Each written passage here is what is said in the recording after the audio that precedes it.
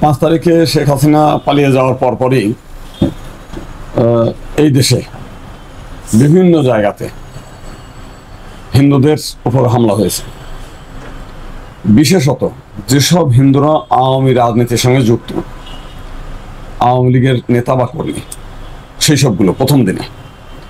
আর হচ্ছে প্রত্যন্ত গ্রাম অঞ্চলে যেখানে কোনো সিকিউরিটি মানে নাই, হিন্দুরা রেগুলার থাকে না, সেই সব মন্দিরে হামলা হয়েছে, সে প্রতিমা ভাঙচুর হয়েছে। এমনি ঢাকা শহর, নারায়ণগঞ্জ শহর, বিভিন্ন বড় বড় শহরে যেসব বড় মন্দির, সেই সব বড় কোনো মন্দিরে হামলা হয়নি। অতীতে যেমন আমরা দেখেছি কুমিল্লাতে, কুমিল্লা শহরের সমস্ত মন্দির ভেঙে দিয়েছে, আগুন জ্বালিয়ে দিয়েছে। চাঁদপুরের গ্রামের বাড়িতে বাড়িতে গিয়ে হামলা হয়েছে অনেকের। চৌমোহনীতে অনেক বড় বড় মন্দির ধ্বংস হয়েছে। নাসিরনগরে গ্রাম জ্বালিয়ে দিয়েছে, যশোরের অভয়নগরে গ্রাম জ্বালিয়ে দিয়েছে, সাতক্ষীরায় গ্রাম জ্বালিয়ে দিয়েছে, খুলনার শিয়ালিতে গ্রাম জ্বালিয়ে দিয়েছে, চট্টগ্রামের চকরিয়া থেকে আরম্ভ করে পটিয়া বেশ কয়েকটা জায়গায় অনেক মন্দির মানে জ্বালিয়ে দিয়েছে। 50টি মানে হিন্দু পরিবারকে জ্বালিয়ে দিয়েছে, মানে মাস বিফল একটা গ্রামের সবাই। কিন্তু এবার তা না, একটা গ্রামের মধ্যে একটা পরিবার আওয়ামী লীগ করে, তারপর চাপ মানে তাকে হয়রানি করেছে, হুমকি ধামকি দিয়েছে, চড়থাপড় দিয়েছে, বাড়িতে আক্রমণ হয়েছে, তাদের দোকানপাটের উপর ব্যবসা বাণিজ্যের উপরে আক্রমণ হয়েছে, এগুলো হয়েছে।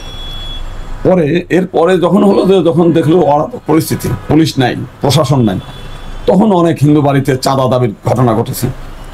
তারপরে যাদের জমি নিয়ে একটু একটু বিরোধ ছিল সেগুলো দখল করার চেষ্টা করেছে। এরপরে কিছু আওয়ামী লীগ নেতারা মানুষদের সংগঠিত করে যে সীমান্তে নিয়ে গেছে, বলছে যে ভারতের নেতারা আপনাদের সঙ্গে দেখা করবে, কথা বলবে, আপনাদের সিকিউরিটির ব্যাপারে কথা বলবে, চলেন যাই।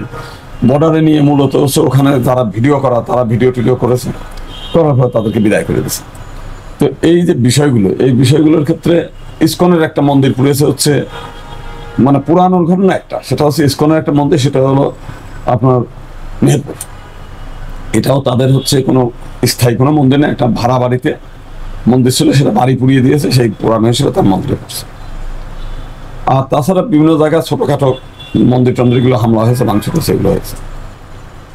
এইগুলো মূলত ভাঙচুরের ইতিহাস। এখন যে জিনিসটা হচ্ছে, অতীতে যেমন গ্রামকে গ্রাম জ্বালায় দিচ্ছে, তখন কিন্তু বড় ধরনের কোনো আন্দোলন গড়ে ওঠে নাই। যেমন এখন গতকাল আমরা এসে চট্টগ্রামে ব্যাপক হিন্দুদের মানে জড়ো হয়েছে, শাহবাগে হচ্ছে, বরিশালে হয়েছে, বিভিন্ন জায়গায়। অতীতে কিন্তু এরকম বড় কোনো প্রোগ্রাম হয়নি।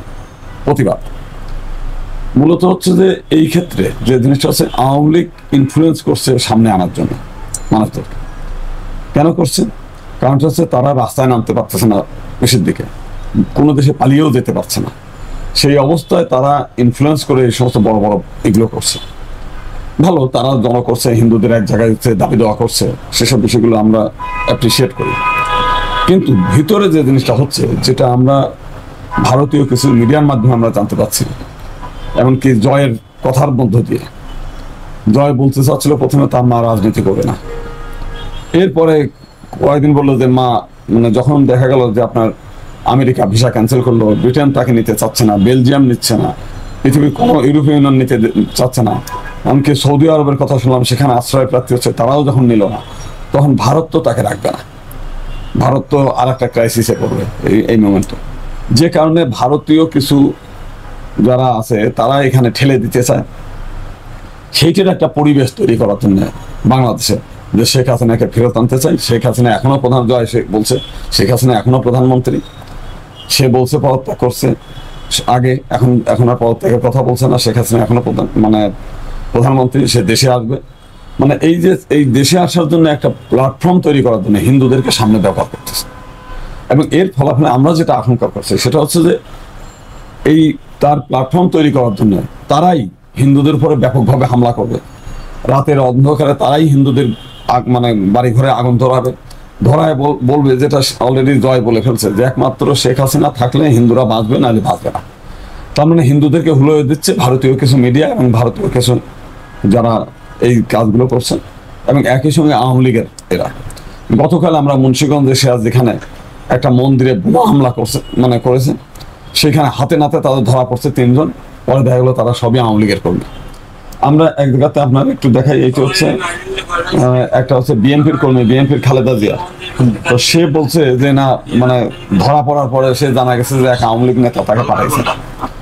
তারপরে হচ্ছে এইরকম আরেক জায়গা হচ্ছে কিছু হিন্দু ফ্যামিলি, যে ফ্যামিলির হিন্দু এলাকার মানুষ, তাদেরকে ওই এই যে এটা হচ্ছে নাজিরপুরে এদের হিন্দু বাড়িতে মানে হামলা টামলা করছে। এরা বলছে আমাদের বাড়ি পোড়ায় দিচ্ছে, এবং তারা বলছে হচ্ছে এরা হলো আওয়ামী লীগের নেতা নজরুল সর্দার।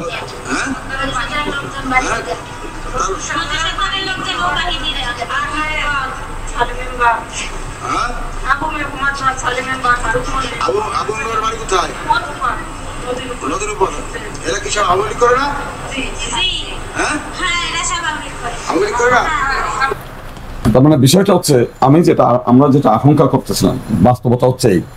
এবং এই ঘটনা শুধু আজকে না, আপনি একটা বই আছে মতিউর রহমান রেন্টু, যেটা হচ্ছে শেখ হাসিনার পিএস ছিল।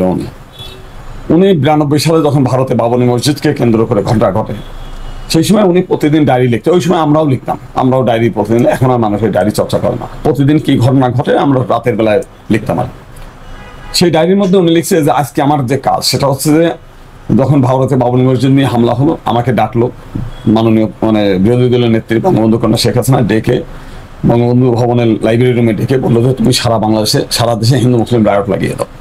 এনে একটু বাদানুবাদ করলো, কেন করবো, কি কারণে করবো, আমাদের ভোটার, আমাদের অমক, এগুলো করবো না। যাই হোক, এক সময় এসে নথি শেয়ার করলো, বললো যে তার হাতে 5 লক্ষ টাকা দিল, যে এই 5 লক্ষ টাকা নিয়ে তুমি সারা ঢাকা শহরে আগুন জ্বালায় দাও।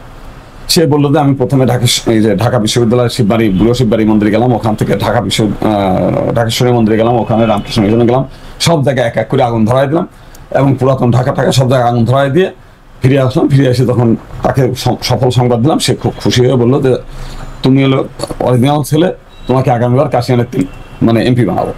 আর তার শেখ হাসিনার চাচা বঙ্গবন্ধু ট্রাস্টের চেয়ারম্যান শেখ হাফিজুর রহমানের বাসার টেলিফোন দিয়ে সারা বাংলাদেশে হিন্দু মুসলিম রায়ট লাগানোর নির্দেশ দেওয়া হয়েছিল। এটা হচ্ছে মতিউর রহমানের স্বীকারোক্তি।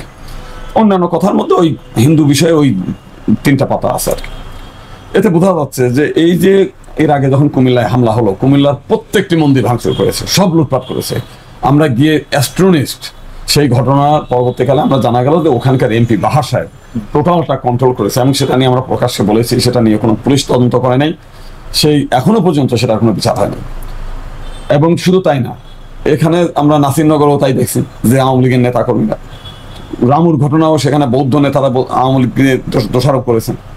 সমস্ত ঘটনা অভয়নগরে সেখানেও দেখেছি আওয়ামী লীগের নেতারা। তার মানে যখনই আওয়ামী লীগের কোনো ক্রাইসিস আসে, সেই সময় সে হিন্দুদের ঘাড়ে এইটা চাপিয়ে দিয়ে এই কাজগুলো করার চেষ্টা করে। আর একটা বিষয় যেটা, সেটা হচ্ছে 2001 সালে